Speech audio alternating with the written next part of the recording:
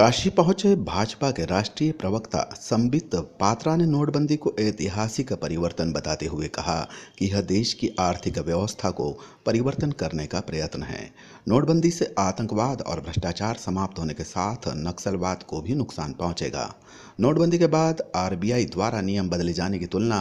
राहुल गांधी द्वारा पीएम के कपड़े बदलने से किए जाने पर बीजेपी के राष्ट्रीय प्रवक्ता संबित पात्रा ने कहा कि अगर राहुल गांधी जी को इन सब विषयों पर समझ होती तो वह सोच समझकर टिप्पणी करते।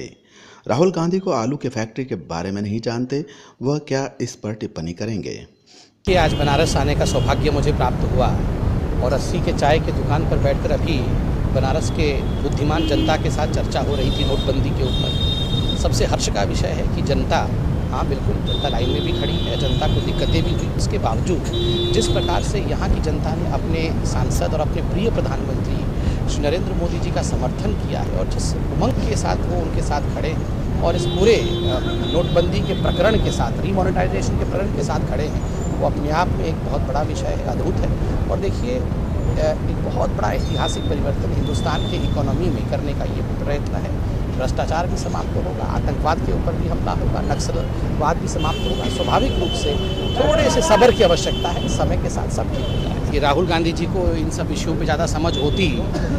तो वो सोच समझ के टिप्पणी करते। वो आलू की फैक्ट्री के विषय में जानते नहीं है, वो क्या इसमें बीजेपी। चंडीगढ़ में हुए नगर निगम चुनाव में बीजेपी की जीत के प्रश्न पर संबित पात्रा ने कहा कि नोटबंदी के बाद जिस तरह से चंडीगढ़ चुनाव में 26 में से 21 सीटों पर बीजेपी की जीत हुई, इससे यह तो बात साफ होती है कि जनता पीएम के साथ खड़ी है, लेकिन विपक्ष इस पर राजनीति कर रहा है।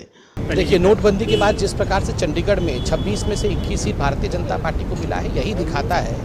कि जनता जो है वो तो मोदी जी के साथ खड़ी है, मगर कुछ ऑपोजिशन पार्टी इस पर राजनीति करने की भरसक प्रयास कर रहे हैं। हैदराबाद ब्लास्ट के मास्टरमाइंड के फांसी की सजा पर सांसद ओवैसी के ट्वीट कर एनआईए के काम पर सवाल उठाए जाने पर संबित पात्रा ने कहा कि इस पर धर्म के आधार पर राजनीति नहीं करनी चाहिए और ओवैसी की आदत रही है कि जब याकूब को फांसी हुई थी तब भी वह इसी प्रकार के बयान दिए जा रहे थे और अब यासीन भटकल को सजा हुई है तो इस पर भी राजनीति करना चाहते हैं। अच्छी राजनीति नहीं है, इस प्रकार के धर्म के आधार पर राजनीति नहीं होनी चाहिए और ओवैसी जी की ये आदत रही है। याकूब मेमन को जब फांसी हुआ था इसी प्रकार के बयान उन्होंने दिए थे और आज जब यासीन भटकल को एनआईए के कोर्ट ने फांसी की सजा सुनाई है, पुनः वो उस पर राजनीति करना चाहते हैं, ये उचित नहीं है।